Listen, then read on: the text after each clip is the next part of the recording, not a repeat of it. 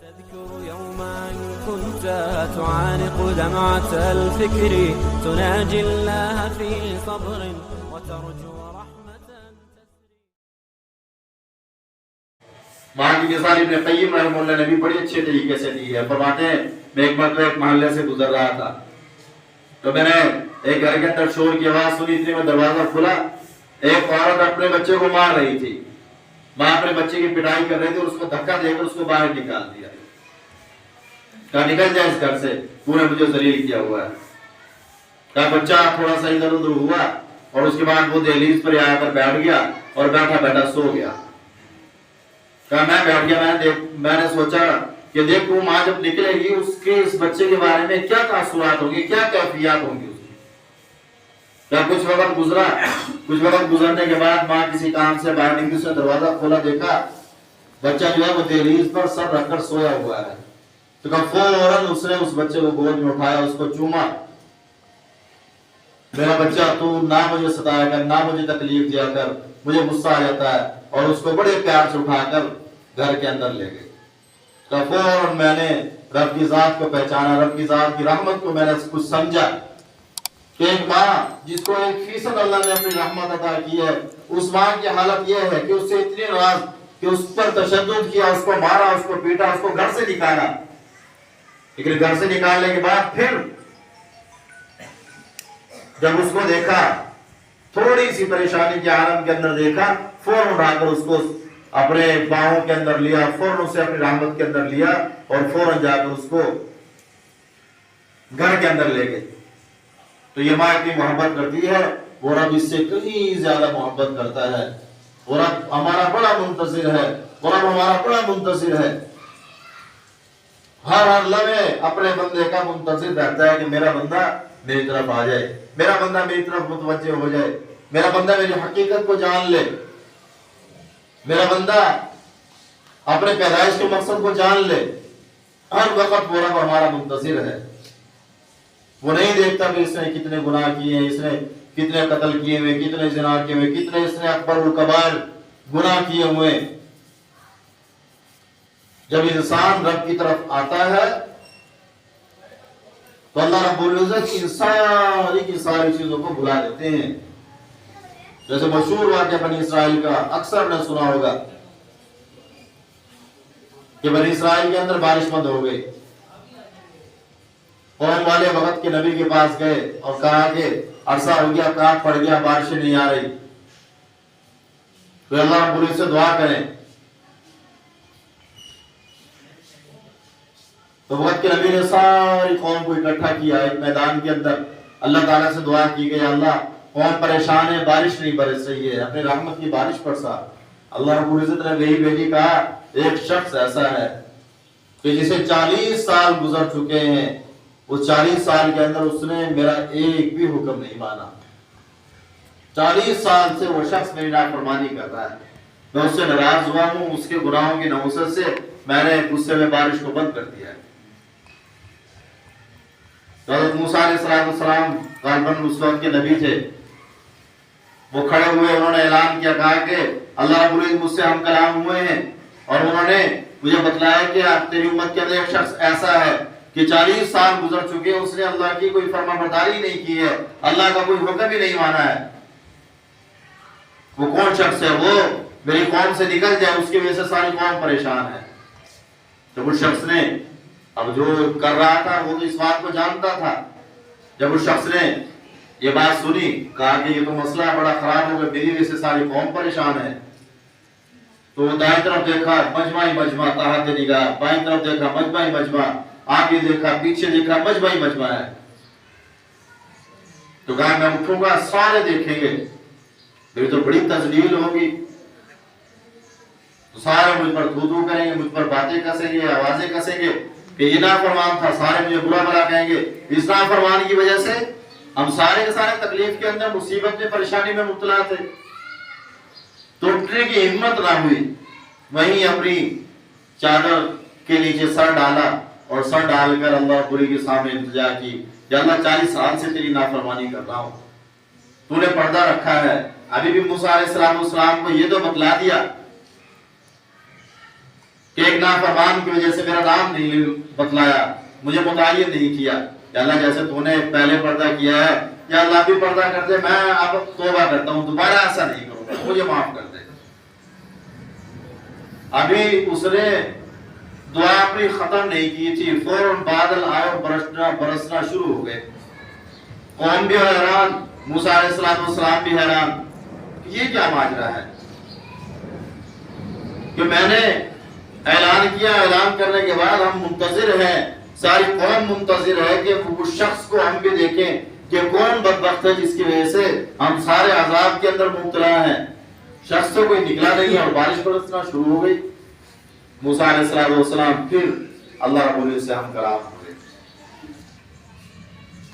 اور اللہ رب العزت پوچھے، اللہ آپ نے تو فرمایا تھا کہ ایک شخص کی وجہ سے میں نے بارش کو روکا ہوا ہے، کوئی شخص تو نکلا نہیں ہے، بارش پہلے آنا شروع ہو گئی۔ تو اللہ رب العزت نے فرمایا کہ جس کی وجہ سے بارش کو روکا تھا اسی کی وجہ سے میں نے بارش کو برسا دیا ہے۔ تو موسیٰ علیہ السلام نے عرض کیا، اللہ اس بندے کا تو بتلا دے۔ اللہ نے فرمایا میں نے 40 سال وہ میری نافرمانی کرتا رہا، مجھے ناراض کرتا رہا، میرے ہر حکم کی مخالفت کرتا رہا، میرے مقابلے میں کھڑا رہا، میں نے اس وقت اس کو تمہارے سامنے ظاہر نہیں کیا، میں نے اس وقت تمہیں نہیں بتلایا، اب جب اس نے مجھ سے صلح کر لی ہے، وہ میرا بندہ ہو گیا ہے، میں آپ تجھے کیوں بتلا دوں؟ تو وہ ذات تو اتنی رحیم ذات ہے، وہ ہماری منتصر ہے، اور خاص طور پر امت محمدیہ صلی اللہ علیہ وسلم سے تو بہت زیادہ محبت کرتی ہے وہ ذات۔ ہم تم جو بیٹھے ہوئے ہیں، ہم جیسے بھی ہیں، ہم سے بہت محبت کرتی ہے اللہ رب العزت کی ذات۔ جتنی امتیں، جتنے انسان، جتنی مخلوقات پہلے گزری ہیں، ان میں سب سے زیادہ محبت ہم سے کرتی ہے۔ کیوں کرتی ہے؟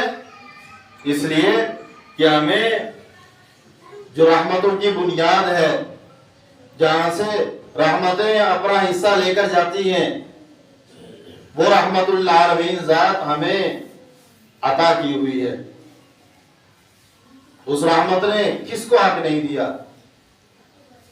کیا چرند ہیں، کیا پرند ہیں، کیا کوئی جانور ہے، کیا کوئی مخلوق ہے، کون سی ایسی چیز ہے جس کو اس ذات نے حق نہیں دیا؟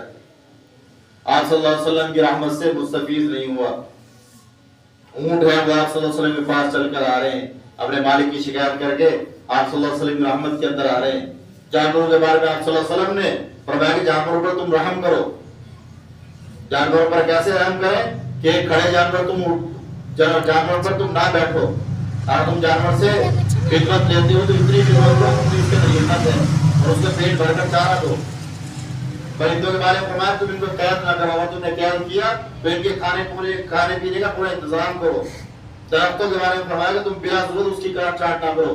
ہمارے نزدیک غیر جاندار مخلوق، غیر بڑی مخلوق ہے، یہاں تک کہ اس سے بڑھ کر بات آپ کو بتلاؤں، اس سے بڑھ کر آپ صلی اللہ علیہ وسلم نے جبرائیل امین سے پوچھا، اے جبرائیل، ساری کائنات نے میری رحمت سے فائدہ اٹھایا ہے، اے جبرائیل کیا تم نے بھی میری رحمت سے کوئی فائدہ اٹھایا ہے؟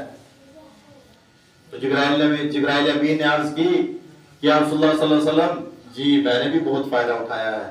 فرمایا کیسے؟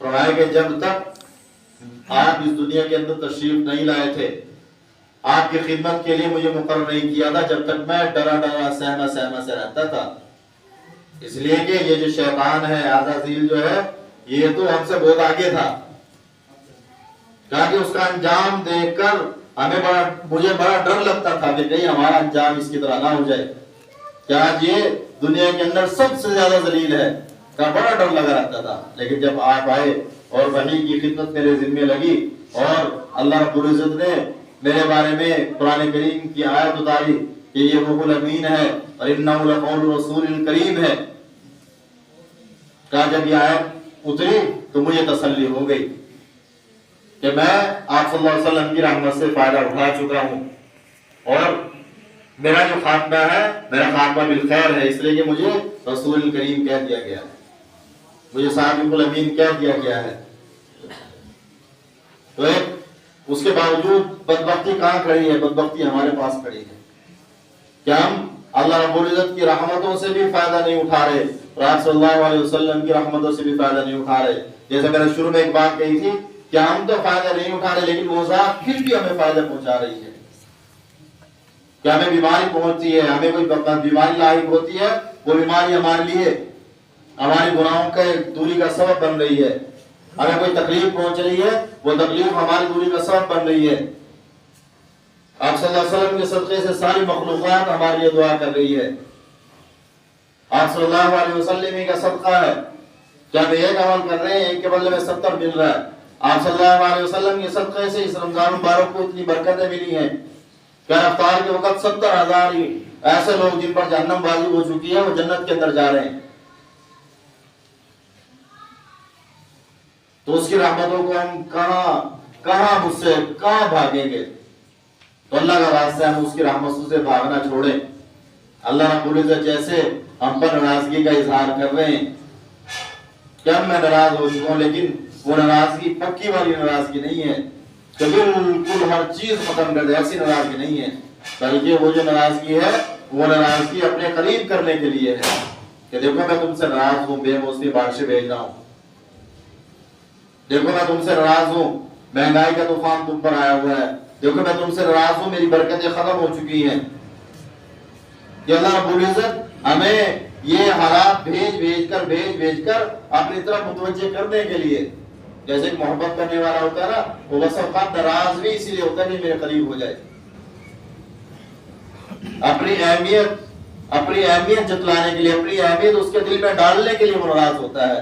तो अल्लाह रब्बुल इज्जत हमसे नाराज है, उसकी रहमत हमें तकलीफ देने के लिए बिल्कुल राजी नहीं है। वो नहीं चाहता कि आप सल्लल्लाहु अलैहि वसल्लम की उम्मत को तकलीफ हो। ये जो कुरान की आयत है, वरसूल युती का रब्बुका फतरजा, क्या हम आपको राजी करेंगे, इसका मतलब क्या है? अगर इसके मफहूम को थोड़ा सा और खोले तो बेख्तियार ज़बान से सुभान अल्लाह निकलता है कि दुनिया की मिसाल से बात समझ में आती है। दुनिया की मिसाल से समझाता हूं कि एक जरूरतमंद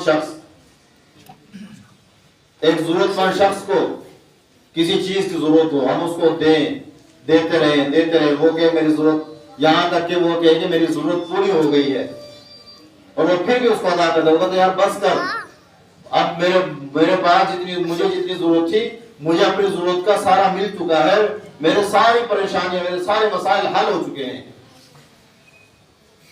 तो गोया कि आप सल्लल्लाहु अलैहि वसल्लम को अल्लाह रब्बुल इज्जत ये बात फरमा रहे हैं कि फरमाया कि हम आपको इतना अता करेंगे कि आप राजी हो जाएंगे।